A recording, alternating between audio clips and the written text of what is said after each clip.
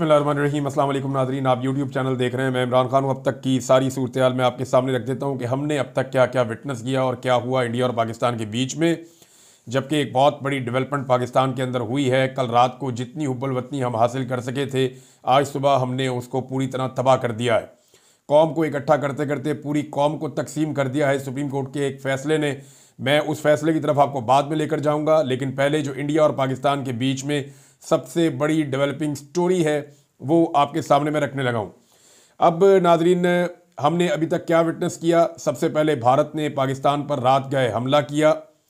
भारत ने जो हमला किया वो फ़ज़ा से ज़मीन में हमला करने वाले मिसाइल उन्होंने इस्तेमाल किए, यानी उन्होंने अपने तैयारों के ज़रिए से ज़मीनी अहदाफ को निशाना बनाया। भारत ने 9 मकामात पर निशाने लगाए और जिनमें 24 मिसाइल भारत की जानिब से कम 24 मिसाइल बताए जा रहे हैं कि वो भारत की जानिब से दागे गए हैं। भारत ने नीलम झेलम डैम को भी निशाना बनाया है, नौशहरी डैम को भी निशाना बनाया है और ये कन्फर्मेशन पाकिस्तान के DG ISPR ने भी दे दी है। भारत ने मसाजिद के ऊपर अटैक किया है और हलाकतों और शहादतों की तादाद जो है वो अब ज़्यादा हो गई है। रात को जब ISPR ने क्लेम किया था तो कुछ शहादतों की तादाद को छुपाने की कोशिश की जा रही थी या कम बताया जा रहा था। हालांकि जो इंडिपेंडेंट सोर्सेज हैं वो ये बता रहे थे कि नुकसान ज़्यादा हुआ है और मैं आपको ये रात को भी कह रहा था कि कन्फर्मेशन आ जाएगी, दिन के उजाले में पता चल जाएगा। ऐसे लाशों को छुपाया नहीं जा सकता। और फिर पता चला कि 26 के करीब अब तक शहदा की तादाद हो चुकी है पाकिस्तान में और ये तमाम लोग सिविलियन हैं, इनमें ख़वातीन और बच्चे भी शामिल हैं। मसाजिद को शहीद किया गया है, मसाजिद के ऊपर अटैक किया गया है। इस पे मुसलमानों में, पाकिस्तानियों में शदीद गम व गुस्सा है।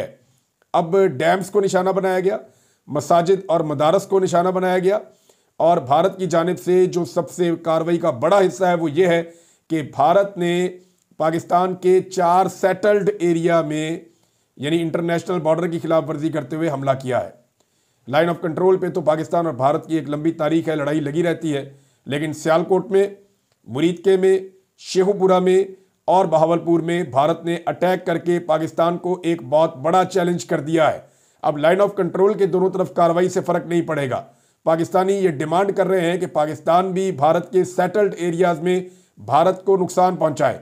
देखें, पाकिस्तानी ये कभी नहीं कहेंगे कि सिविलियंस को वहां पे पाकिस्तान मारे। सिविलियंस की हलाकतों के या सिविलियंस के नुकसान के पाकिस्तान खिलाफ है, लेकिन भारत को नुकसान जरूर पहुंचना चाहिए, कम से कम उन स्ट्रक्चर्स को जो पाकिस्तान के पानियों के ऊपर बनाए गए हैं। ये पाकिस्तानियों का एक बड़ा मुतालबा है।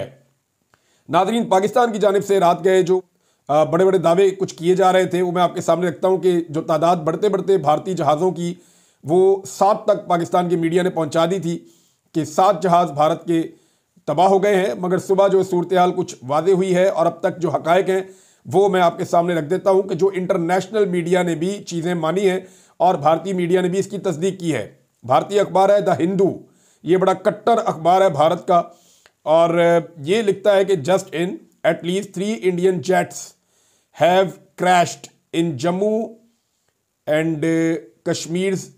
अब ये आगे इलाकों का नाम है, अखनूर का इलाका है, रामबन का इलाका है और पैमपुर का एरिया है। Government official told the Hindu. The Hindu को जो गवर्नमेंट ऑफिशियल है उसने ये बताया कि कम से कम 3 तैयारे जो हैं वो क्रैश हुए हैं और ये इंडियन जेट्स हैं। ये द हिंदू ने लिखा, लेकिन उसके बाद इन्होंने ये स्टोरी डिलीट कर दी। ये तस्दीक इंडियन मीडिया की जानिब से हो चुकी है। मैंने आपको पहले बताया था, इंडिया टुडे पे भी एक रिपोर्टर ने यह बताया था कि 3 जगह से इत्तला आ रही है कि वहां पे जेट्स गिरे हैं। किसके गिरे हैं इसके बारे में वो उस वक्त नहीं बता पाया, लेकिन बाद में भारतीय मीडिया से ये खबर गायब की जा रही है। भारत का जो ISPR है, जिस तरह पाकिस्तान में ISPR है इस तरह भारत की भी फौज का अपना एक सिस्टम है, लेकिन वो इस तरह काम नहीं करता। तो उनसे भी जब इस बारे में तवक्को की जा रही थी कि वो इस पे बात करेंगे, तो उन्होंने पाकिस्तान के इन दावों के ऊपर किसी किस्म की कोई बात नहीं की कि उनकी एयरफोर्स का कितना नुकसान हुआ है। लेकिन जो आज़ाद ज़राए हैं, लेकिन जो बैनुल अक़वामी मीडिया है, चाहे वो राइटर्स है, चाहे वो BBC है, चाहे वो मकामी सहाफ़ी हैं, चाहे वहाँ के सोर्सेज हैं, वो ये बताते हैं कि कम से कम 3 जगहों पर तैयारे गिरने की इतला है, लेकिन ये पता नहीं चल सका कि ये कौन से तैयारे हैं और किस मुल्क के बने हुए हैं। क्या ये राफेल हैं, SU-30 है या MiG-29 है, ये कौन से तैयारे हैं। एक तैयारा पुलवामा के नज़दीक पामपुर का इलाका है, वहाँ से बलडोज़र को भी देखा गया कि वो मलबा उठाकर लेकर जा रहा है और ये विजुअल्स आप सब सोशल मीडिया पे देख चुके हैं। दूसरा जो तैयारा है वो जम्मू का ज़िला रामबन, वहाँ पे भी एक तैयारा गिरा है और उसकी कंफर्म इतलात हैं। तीसरा जो है पंजाब का ज़िला बठिंडा, वहाँ पे भी एक तैयारा गिरने की इतलात हैं। उसके विजुअल्स भी आपने देखे हैं, वहाँ पे पंजाबी में खड़े हुए लोग जो हैं सिख बरादरी वहाँ पे बातचीत भी कर रही है कि तैयारा तो आके डिगा जहाज, तो ये वो जो बातें पंजाबी में करते हैं तो वो उसके बारे में बता रहे हैं। पाकिस्तानियों की जो शहादतें हैं, अब देखें ना, इंडिया में 26 सिविलियन कत्ल किए गए, दहशतगर्दों ने किए, और भारत ने उसी तरह की दहशतगर्दी करते हुए पाकिस्तान में 26 सिविलियंस को कत्ल कर दिया है। अब इसराइल ने खुलकर भारतीय फौजी कार्रवाई की हमायत का ऐलान कर दिया है और इसराइल का ये कहना है कि वो खुलकर भारत को इसमें सपोर्ट करेगा। DGISPR ने जो प्रेस कॉन्फ्रेंस की उसमें उन्होंने एक बात उठाई कि क्या जंगी कवानीन और आलमी नाम्स इस बात की इजाज़त देते हैं कि भारत वाटर स्ट्रक्चर्स को निशाना बनाए। यानी इसका मतलब है कि पाकिस्तान वाटर स्ट्रक्चर्स को निशाना नहीं बनाना चाहता, क्योंकि पाकिस्तान जो है वो जंगी कवानीन और जो आलमी नॉर्म्स हैं उनकी पासदारी करना चाहता है। यानी DGISPR के कहने का मतलब तो यही लग रहा है, पाकिस्तान में जो बड़ा मुतालबा है वो ये है कि हमें उसी तरह का बदला चाहिए जैसा हमला भारत ने किया है। भारत ने बहुत बड़ा हमला किया है, पाकिस्तान के अंदर सिविलियंस के ऊपर मिसाइल दागे हैं और ये भारत की जानिब से जंगी जनून है। भारत ने बदतरीन पाकिस्तान में मिसाइल बारी की है। 4 सेटल्ड एरियाज में बॉर्डर की खिलाफ वर्जी करके भारत ने हमला किया है। क्या पाकिस्तान वैसा जवाब दे पाएगा? पाकिस्तान की हुकूमत की जानिब से यह दावा किया गया है कि पाकिस्तानी फोर्सेस को फ्री हैंड दे दिया गया कि जनाब अब आप जवाबी कार्रवाई करें और अपने तरीके से जवाबी कार्रवाई करें। इसका यह मतलब है कि पाकिस्तान अभी जवाबी कार्रवाई का हक महफूज रखता है। लेकिन दूसरी जानिब पाकिस्तान के वज़ीर दिफा का जो बयान है वो इंतहाई कमज़ोर और इंतहाई घटिया बयान करार दिया जा रहा है पाकिस्तान में तमाम हल्कों की जानिब से, कि उन्होंने बैनुल-अक़वामी मीडिया पर यह कहा कि अगर भारत रुक जाता है लड़ाई करने से तो हम सीज़ फायर के लिए तैयार हैं। भाई, भारत ने पाकिस्तान के अंदर घुसकर मिसाइल हमले किए हैं और सियालकोट में किए हैं, मुरीदके में किए हैं, मसाजिद को निशाना बनाया है, भावलपुर में किए हैं, शेखुपुरा में किए हैं।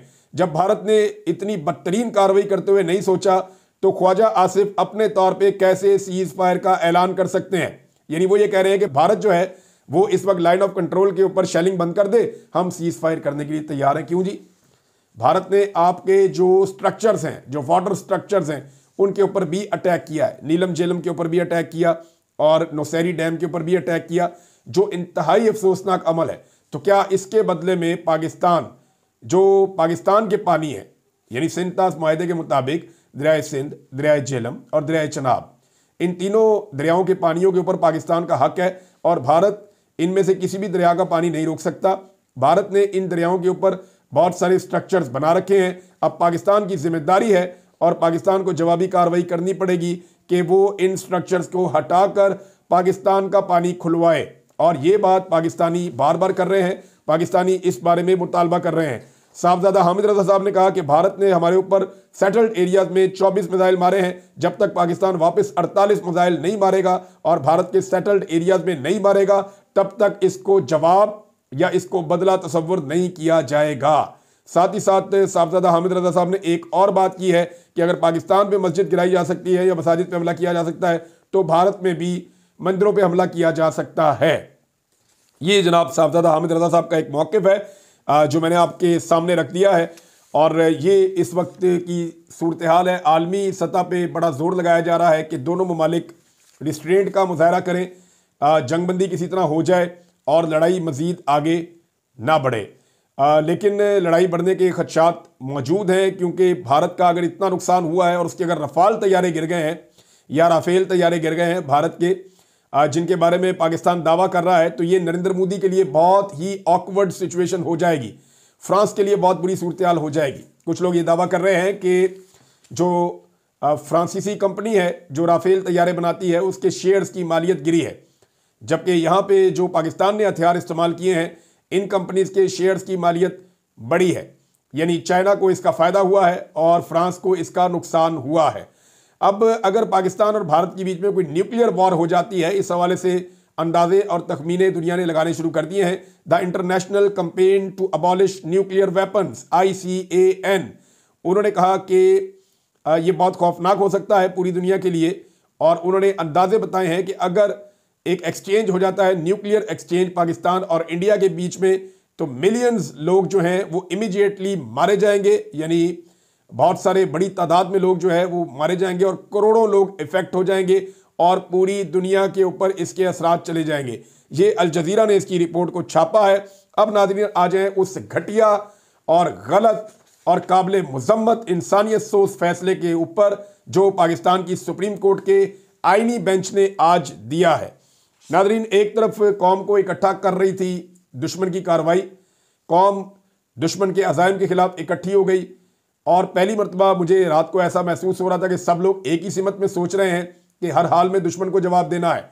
अब इस वक्त जब हम सबको अपना फोकस करना था दुश्मन को जवाब देने की तरफ, उस वक्त सुप्रीम कोर्ट ऑफ पाकिस्तान के आईनी बेंच ने, जिस आईनी बेंच को सिर्फ इसलिए बनाया गया 26वीं आईनी तरमीम के बाद ताकि उससे अपने मन मर्जी फैसले लिए जा सके, इस बेंच ने एक घटिया तरीन और एक तारीख का स्याह तरीन फैसला दे दिया है। फैसला देने वाले जजेस, ये इनके नाम हमेशा तारीख में याद रखे जाएंगे, जिन्होंने बदतरीन इंसानी हुकूक के खिलाफ फैसला दिया है। अब इसमें जस्टिस अमीनुद्दीन किसी तारुफ के मुताज नहीं है, सारी दुनिया इन्हें जानती है किस तरह ये आईनी बेंच के सरबराह बने हैं। Number 2 justice Mohammad Ali Mazhar, number 3 justice Shahid Bilal, number 4 justice Musarrat Hilali, number 5 और हसन रिजवी। ये जनाब 5 जजेस ने फैसला दे दिया है कि सिविलियंस का मिलिट्री कोर्ट्स के अंदर ट्रायल हो सकता है। इससे पहले जो सुप्रीम कोर्ट ऑफ पाकिस्तान के मुअज़्ज़िज़ जजेस ये फैसला दे चुके हैं, पहले ये कह चुके हैं कि सुप्रीम कोर्ट ऑफ पाकिस्तान ये कह चुका है कि फौजी अदालतों के अंदर सिविलियंस का ट्रायल नहीं होगा। लेकिन अब ये अपील दायर की गई और इसके बाद फौजी अदालतों ने फौरन सजाएं सुनाई सिविलियंस को। ये पूरी दुनिया में नहीं होता, कहीं मुहज़्ज़िब मुल्क में नहीं होता, पूरी दुनिया में पाकिस्तान की जग हंसाई होगी, पूरी दुनिया के अंदर पाकिस्तान का मजाक उड़ेगा कि ये फौजी अदालतों के अंदर अपने सिविलियन को सजाएं दे रहे हैं। सिर्फ 2 जज हैं जिन्होंने इससे इख्तलाफ किया, एक नईमुद्दीन अफगान और एक जमाल मंदोखेल। ये 2 जज साहब हैं जिन्होंने कहा जी नहीं, ये फैसला गलत है। इन्होंने करार दिया कि ये इस्लामी तालीमात के भी खिलाफ है, इस्लाम के खिलाफ है, बुनियादी इंसानी हुकूक के भी मुनाफी है और ये किसी सूरत भी सिविलियंस का मिलिट्री ट्रायल नहीं होना चाहिए। वहां से ये 2 जजेस ने कहा, लेकिन ज्यादा जजेस ने कुछ और कह दिया। अब देखें ना, रात को दुश्मन ने पाकिस्तान को इतना नुकसान नहीं पहुंचाया जितना नुकसान दिन के उजाले में पाकिस्तान की अदलिया ने पहुंचा दिया है। अल्लाह अल्लाह करके यकजहती बन रही थी, तो यकजहती को बर्बाद करने के लिए 2 इकदाम हुए। एक तो जनाब फैसला कर लिया गया कि अर्दली हुकूमत या अर्दली वज़ीर आज़म, जो इमरान खान साहब कहते हैं बकौल शहबाज शरीफ को कि ये जो शहबाज शरीफ है ये अर्दली वज़ीर आज़म है। एक तो अर्दली वज़ीर आज़म के कौम से खिताब का फैसला किया गया जो इंतहाई घटिया और नामुनासिब फैसला है। कौम जिस शख्स की शक्ल नहीं देखना चाहती, जिसे मुस्तरद कर चुकी है, जिसके बाद टोटल 17 सीटें थी और आर्मी चीफ ने उठा के इसको वज़ीर आज़म बना दिया एस्टेब्लिशमेंट के साथ मिलकर 2 नंबरी करके। तो ये जो 2 नंबर वज़ीर आज़म है ये आकर कौम के साथ खिताब करेगा इतने अहम मौके पर। इस वक्त तो इमरान खान साहब से खिताब करवाना चाहिए, इस वक्त तो आपको इमरान खान साहब को बाहर निकालकर उन्हें मौका देना चाहिए था ताकि कौम इकट्ठी हो। तो कौम को तकसीम करने का जो पहला फैसला किया गया वो ये किया गया कि जाली अर्दली हुकूमत के अर्दली वज़ीर आज़म से कहा जा रहा है कि आप कौम से खिताब करें। अब उनके खिताब के बाद कौम तकसीम दर तकसीम ही होगी, कौम के इकट्ठे होने का कोई इम्कान नहीं है। अभी भी जब इंडिया ने पाकिस्तान पे अटैक कर दिया है तो इस खानदान के किसी फर्द ने नरेंद्र मोदी की ललकार का जवाब नहीं दिया। अभी भी इस खानदान के किसी फर्द ने किसी किस्म का कोई रिस्पॉन्ड नहीं किया। ये मोदी से डरते हैं, मोदी से खौफजदा हैं, या पता नहीं मोदी से इनकी कोई लालच है। ना बेटी बोलती है, ना बाप बोलता है, ना चचा बोलता है, ना भतीजा बोलता है। कोई भी इस पूरे खानदान के अंदर नरेंद्र मोदी को टक्कर देने के लिए तैयार नहीं है, जिसके जंगी जनून ने इस पूरे रीजन को, दोनों एटमी ताकतों को आमने सामने लाकर खड़ा कर दिया है। रात के हमले में जो कौम इकट्ठी हुई थी उसकी हुब्बुल वतनी का बुखार सुप्रीम कोर्ट ऑफ पाकिस्तान के एक फैसले ने जो है वो ख़त्म कर दिया है। अब आप अंदाज़ा करें ना मिलिट्री कोर्ट होती क्या है, ज़रा समझें इसको आप। देखें, एक मिलिट्री का जनरल कह रहा है कि हमारे साथ बड़ी ज़्यादती हुई है, दूसरा जनरल कह रहा है हमारे साथ बड़ी ज़्यादती हुई है, तीसरा जर्नैल भी कह रहा है, कोर कमांडर कॉन्फ्रेंस हो रही है, सारे जर्नैल कह रहे हैं जी हमारे साथ बड़ी ज़्यादती हो गई है, एलामिया जारी हो गया। DGISP आ रहा है, उसने भी कह दिया जी बड़ी ज़्यादती हो गई है हमारे साथ, एलामिया जारी हो गया। अब एक कर्नल बैठा हुआ है, छोटा ऑफिसर, और उसने अब फैसला देना है मिलिट्री कोर्ट में। क्या वो कह सकता है कि ज़्यादती नहीं हुई? कॉमन सेंस की बात है ना। सादी सी बात है, कॉमन सेंस की बात है कि सारे बड़े बड़े अफसर कह चुके हैं फौज के कि हम विक्टिम हैं, हमारे साथ ज्यादती हुई है, हमें मार पड़ी है 9 मई में, हमें इंसाफ दिया जाए। और इंसाफ के लिए केस भेज दिया जाता है उनके इंतहाई जूनियर ऑफिसर के पास। अब सीनियर ऑफिसर जिस जूनियर ऑफिसर को कोई भी काम कहेगा वो कर देगा। ये तो पानी भी पिलाने के लिए तैयार हो जाते हैं, हर काम करने के लिए तैयार हो जाते हैं अपने नौकरी के चक्कर में। तो मामला यह है कि सीनियर तरीन अफसरान अपने जूनियर तरीन अफसरान से इंसाफ मांग रहे हैं। तो जूनियर तरीन अफसरान की क्या जरूरत है कि वो मतलूबा इंसाफ फराहम ना करें? यह है सबसे बड़ा सवाल इस केस में। तो मामला आकर वहीं रुक गया है कि जनाब फौजी अदालतों में सिविलियंस का ट्रायल ये पाकिस्तान का मजाक बनेगा, इसको फॉर ग्रांटेड नहीं लेना चाहिए था। जो यूरोपीय यूनियन का वफ्द आया था उसने भी कहा था पाकिस्तान के लिए बड़े प्रॉब्लम क्रिएट हो सकते हैं। जो पाकिस्तान का एक स्टेटस है पाकिस्तान के पास, जो पाकिस्तान के ताजिर फायदा उठाते हैं, आप जो यूरोपीय यूनियन में आपको मैसर है कि आप वहां पे ट्रेड कर सकते हैं, टैक्स फ्री ट्रेड कर सकते हैं। तो अगर पाकिस्तान से वो स्टेटस चला जाता है तो ये एक बड़ा प्रॉब्लम होगा। उसका रिव्यू भी होने वाला है। बहुत मुमकिन है कि पाकिस्तान ने इस सारे एपिसोड के बदले में अमेरिका से ये मांग ले, क्योंकि देखिए अमेरिका का दबाव आ रहा है कि पाकिस्तान ने जवाब नहीं देना, और पाकिस्तान जो है वो अगर जवाब नहीं देता तो अमेरिका की खुशनुदी हासिल करने में कामयाब हो जाएगा। ये बात आप ज़हन में रखिएगा। ये फैसला बहुत सारी चीजें बता रहा है। एक ये बता रहा है कि हमने इंडिया से नहीं इमरान खान से लड़ना है। ये फैसला ये बता रहा है कि आपका वजीर दिफा रात के हमले में सुबह सीज फायर की ऑफर दे सकता है, लेकिन 2 साल बाद भी पाकिस्तानियों का मिलिट्री ट्रायल बहुत जरूरी है। यानी रात को हमला करता है इंडिया, सुबह आपका वजीर दिफा बदला लिए बगैर क्या कह रहा है कि हम सीज फायर के लिए तैयार हैं। रात के हमले का सुबह होते ही सीज फायर का ऑफर दे रहा है आपका वजीर दिफा। लेकिन 2 साल पहले होने वाला एक मामला जो अभी भी कंट्रोवर्शियल है, जिसपे इमरान खान साहब कहते हैं जुडिशियल इंक्वायरी करवाई जाए, जिसपे वो कहते हैं कि ये फॉल्स फ्लैग ऑपरेशन है, जिसपे इमरान खान साहब कहते हैं कि 9 मई तो बहाना है, पाकिस्तान तरीके इंसाफ को दीवार के साथ लगाना था और कुचलना था, और वो हमने होता हुआ भी देखा। देखे ना, अगर 9 मई के बाद पीटीआई का इंतखाबी निशान ना छीना जाता, अगर 9 मई के बाद पाकिस्तान तरीके इंसाफ के बंदे अगवा ना किए जाते, अगर 9 मई के बाद पाकिस्तान तरीके इंसाफ के जबरी गुमशुदगियों के बाद लोगों की वफादारियां तब्दील ना करवाई जाती, अगर धांधली ना की जाती, तो लोग कहते जी 9 मई का वाकया ठीक है। 9 मई के बहाने जिस तरह एक पॉलिटिकल पार्टी को और लीडरशिप को कुचला गया है, उससे साबित होता है कि एक्चुअली 9 मई एक बहाना था। तो अब 9 मई को 2 साल गुजर गए हैं, वहां पाकिस्तानियों का आज 2 साल के बाद भी फौजी अदालतों में ट्रायल करना है, लेकिन रात को भारत ने अटैक किया है तो सुबह भारत को सीज फायर की ऑफर भी पाकिस्तान के वजीर दिफा ने करनी है। अब पता नहीं वजीर आजम जो है वो भी कौन से खिताब करने जा रहा है, पता नहीं पाकिस्तान का वजीर आजम क्या कहता है, लेकिन बेहद बेशर्मी है और ढिठाई है कि उस मौके पर जब कौम बड़े लंबे अरसे के बाद इकट्ठी होने जा रही थी, कौम को तकसीम कर दिया गया इस अर्दली हुकूमत और इस बेशर्म निज़ाम के ज़रिए से।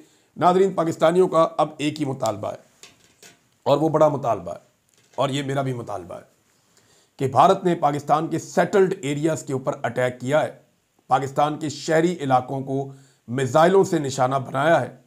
पाकिस्तान को उस लेवल का जवाब देना पड़ेगा। पाकिस्तान जब तक उस लेवल का जवाब नहीं देगा तब तक उसे बराबर की कार्रवाई तसव्वुर नहीं किया जा सकता, वरना यही सोचा और समझा जाएगा जो इससे पहले खबरों में आ रहा था कि भारत अपने टारगेट्स अचीव कर लेगा और पाकिस्तान कुछ जवाबी कार्रवाई कर देगा, और पाकिस्तान और भारत दोनों के लिए विन विन सिचुएशन हो जाएगी। भारत अपने शहरियों को बेवकूफ़ और पागल बना लेगा, पाकिस्तान अपने शहरियों को बेवकूफ़ और पागल बना लेगा। वो भी कुछ गेन कर लेंगे, ये भी कुछ गेन कर लेंगे। लेकिन सोशल मीडिया का ये दौर है, हम किसी को ना भागने देंगे, ना हकाइक छुपाने देंगे, और स्कोर जो है उसको सेटल रखेंगे। स्कोर का हम बताएंगे कि जनाब ये स्कोर है, ये इंडिया ने किया है और ये आपने किया है। इंडिया ने सिविलियंस को मारा है, उन्होंने ऐलान जंग किया है, आपका पानी भी रोक रहे हैं वो। पाकिस्तान का पानी, पाकिस्तानियों का पानी पाकिस्तानियों तक पहुंचे, ये रिस्पॉन्सिबिलिटी पाकिस्तान की फौज की है और उन्हें अब ये जिम्मेदारी पूरी करनी पड़ेगी। सिर्फ मिलिट्री ट्रायल नहीं करना सिविलियंस का, सिविलियंस को उनके हक भी लेकर देने हैं। अब तक के लिए इतने ही। अपना ख्याल रखिएगा, अपने इस चैनल का भी। अल्लाह हाफिज़।